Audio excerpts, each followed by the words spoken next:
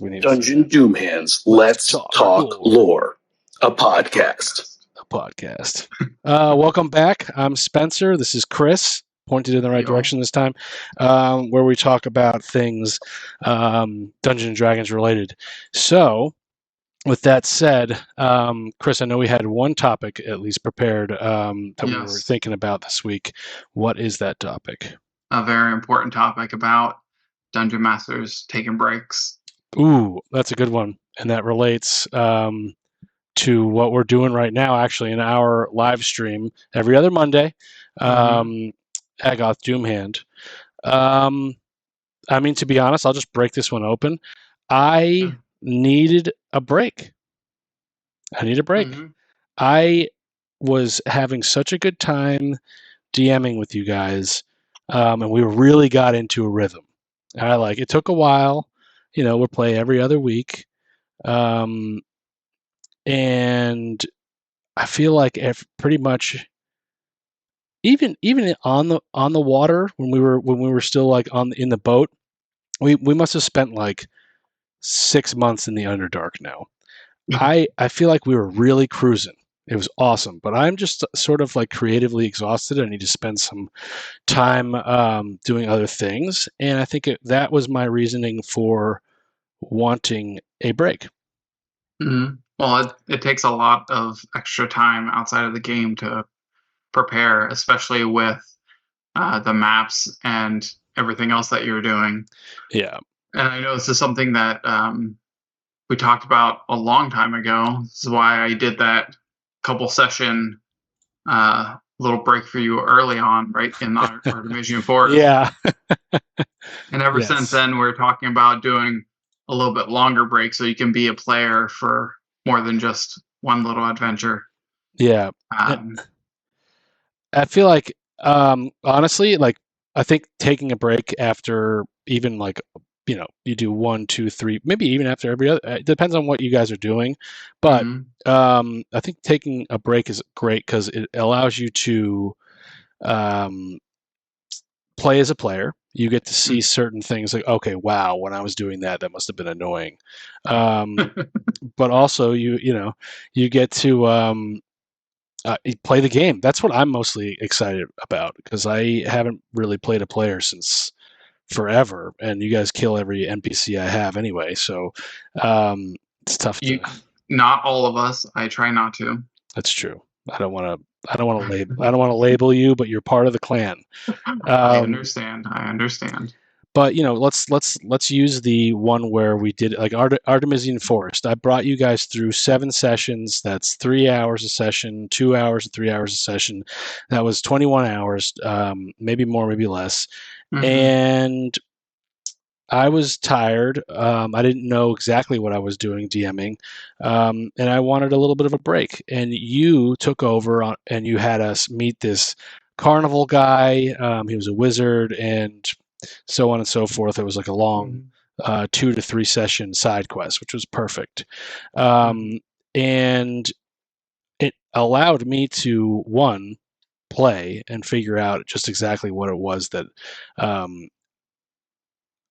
I think like getting in the eyes of the player, see what that's about, but also like momentum. Also, I think it's just like a different. Every dungeon master has a different style, and I think that it was nice to see your style. It's nice to see other styles.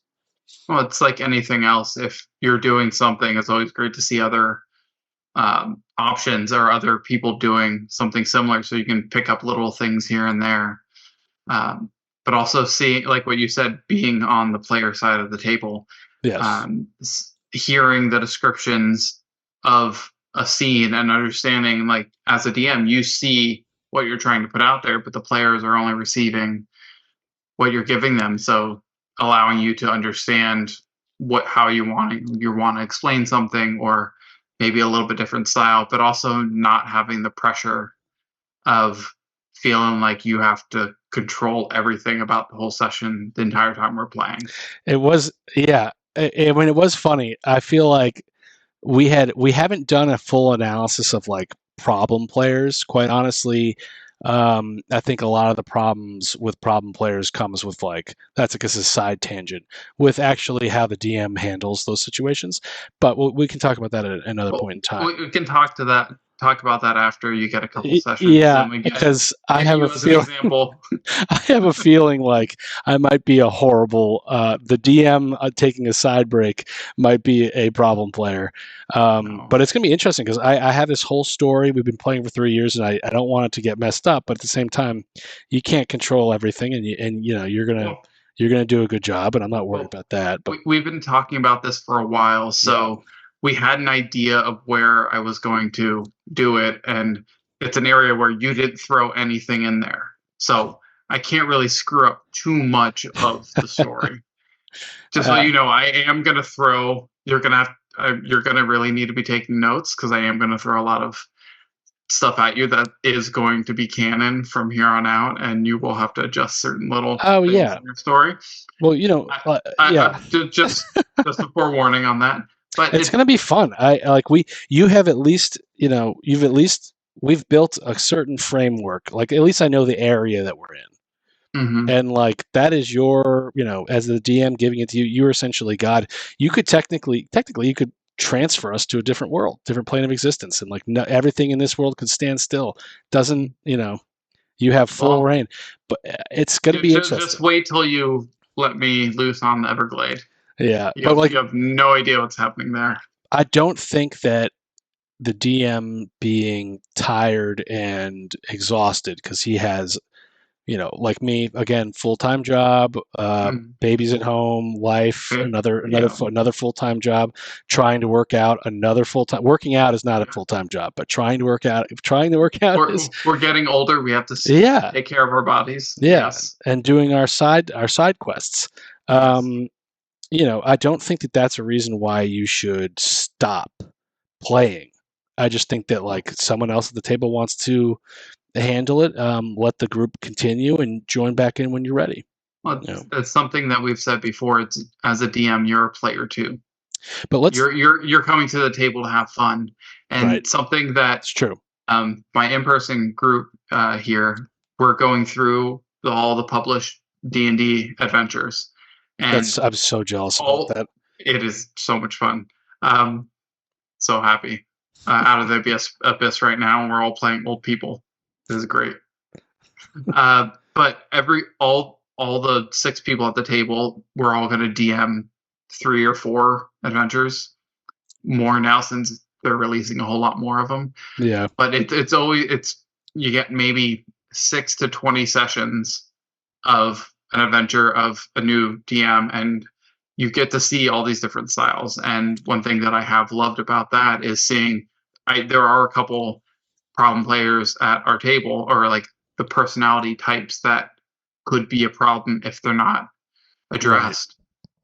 Right. And it's interesting to see it as the player side and the DM side, and even as a player DMing for your group that you're playing with, it gives you perspective on how the other people in your party, your group, play. Right. And how you can, as a player, interact with them. So your group, you guys have, 5 people, 6 people, or whatever, that come in and out.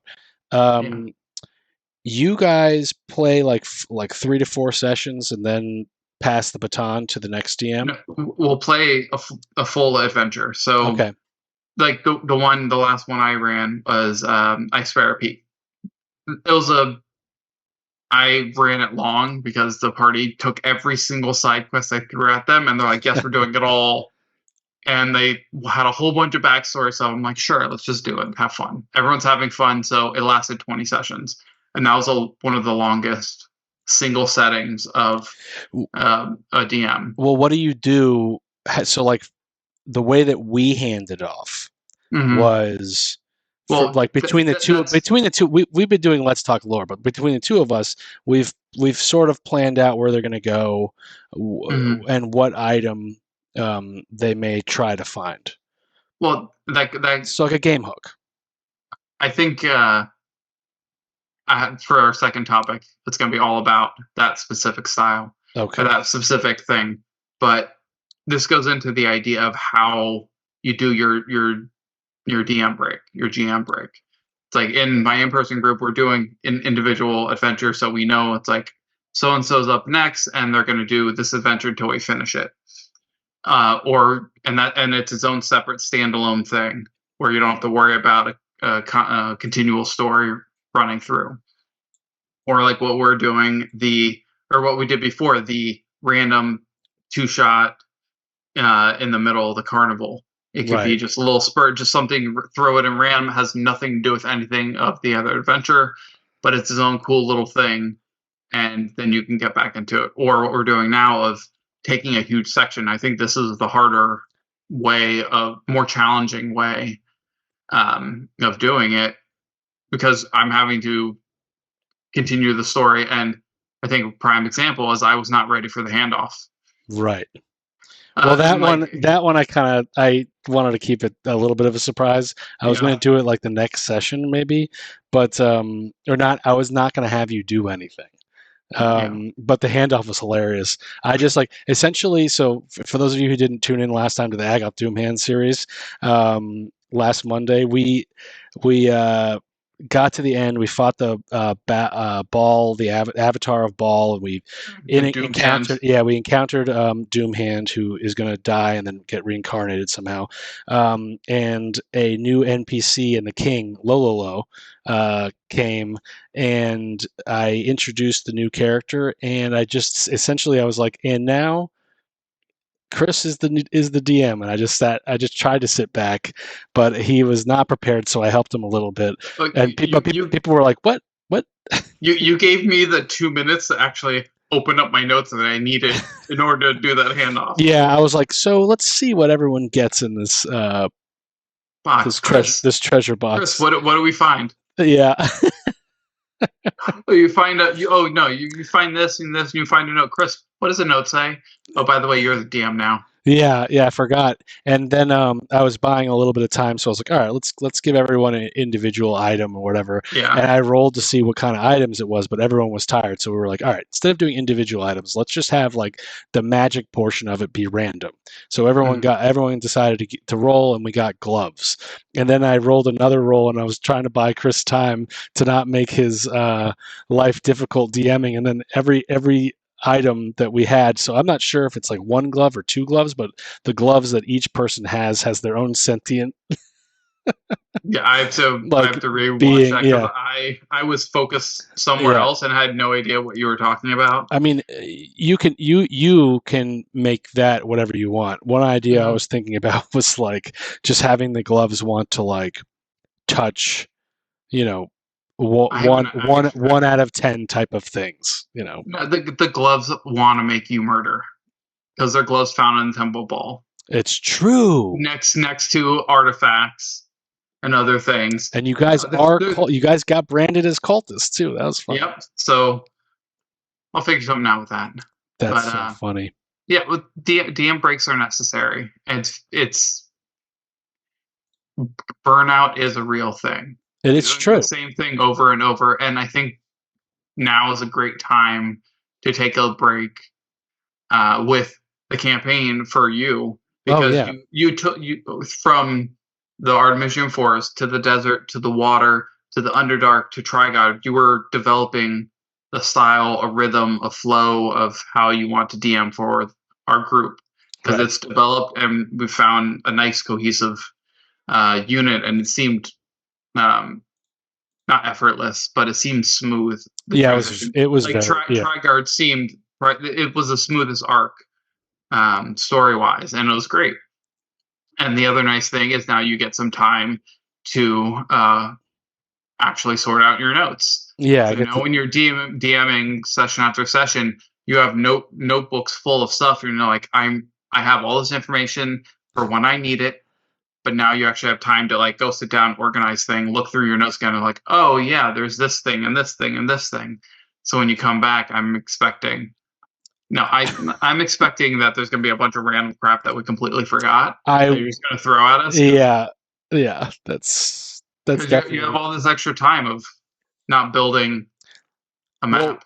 Well, I would imagine that, and one cool thing, and I guess this will go to the next topic, one cool thing that I realized. So the plan is to slowly, over like a 10-year process, create a playable campaign online and maybe on a bookshelf. Let's see where it goes.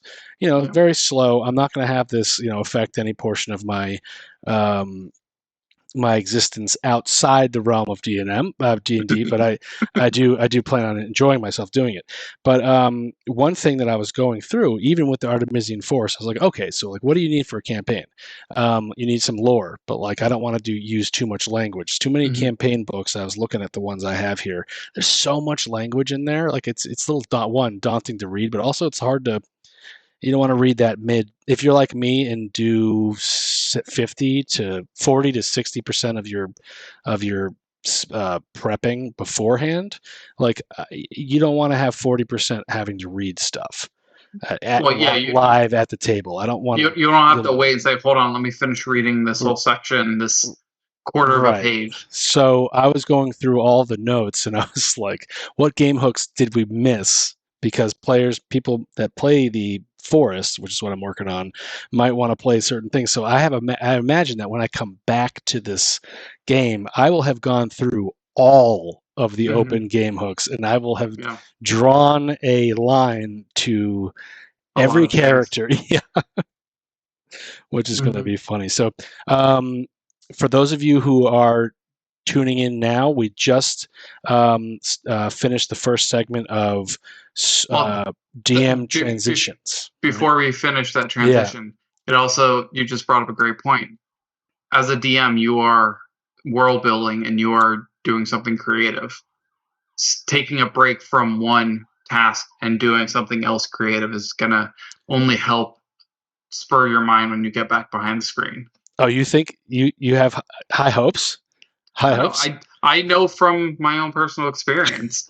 if I'm doing something, doing a project or something, and I get frustrated, put this down, go do something else, and your mind's going to be thinking subconsciously. Your mind does incredible things, and you'll come back and you're like, oh, now I have a simple, beautiful solution to all the stuff that I was wanting to do. That's funny. Yeah, maybe I come back as Superman. You never know. Absolutely. We're gonna take a brief break and just leave it coasting as we discuss probably different things, but also what the next topic is going to be. Similar things. What's the next topic anyway? So the next topic, let me pull my notes up, is the transition. This is Rena. Rena rolled low during death saves and didn't get healed by his group. Don't be a Rena. Roll high and subscribe.